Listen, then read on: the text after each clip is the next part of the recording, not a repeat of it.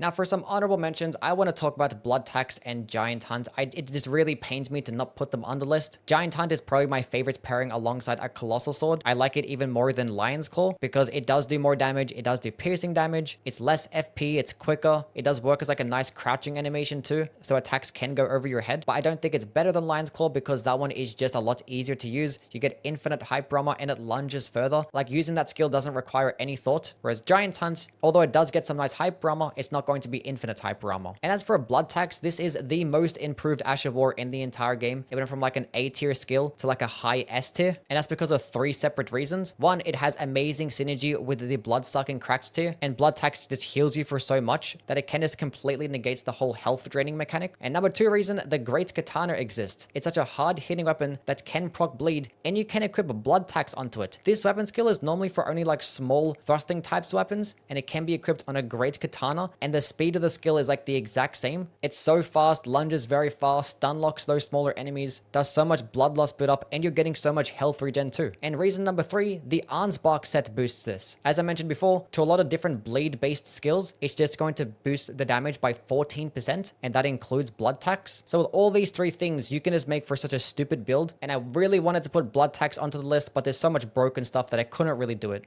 Number one, Golden Vow. I know it's not the most like coolest pick in the world, but it's just the most useful Ash of War, so it's going to get number one. That's the whole list. It's based on how useful it is, and any single time that you don't have a faith build to use the Golden Vow spell, you just use the Golden Vow Ash of War. Honestly, even if you do commit to a faith build, you can just use the Golden Vow Ash of War anyway, because this thing can be acquired right at the beginning of the game, and you can just slap it onto a dagger. You don't even need to have any requirements for anything. Just before every single boss or challenging encounter, just switch to the dagger, use Golden Vow, and for the next 40 seconds, you get 11.5% more damage and 7.5% more damage negation, and that's going to work as an aura buff, so it will stack with other types of body buffs, which there are a lot in this game, and it's going to boost the damage and damage negation of your allies too. So if you have a Spirit Summon, you could just use it alongside with them, and you're both going to benefit off the same damage and damage negation. It also is a pretty quick cast, so you can use it in the middle of a boss fight. Now, yes, there is the existence of the Golden Vow item, which this is going to be new in the DLC, and that is just a direct upgrade of the Golden Vow Ash of War. It does actually give a bunch more damage and damage negation, does last the same 40 seconds,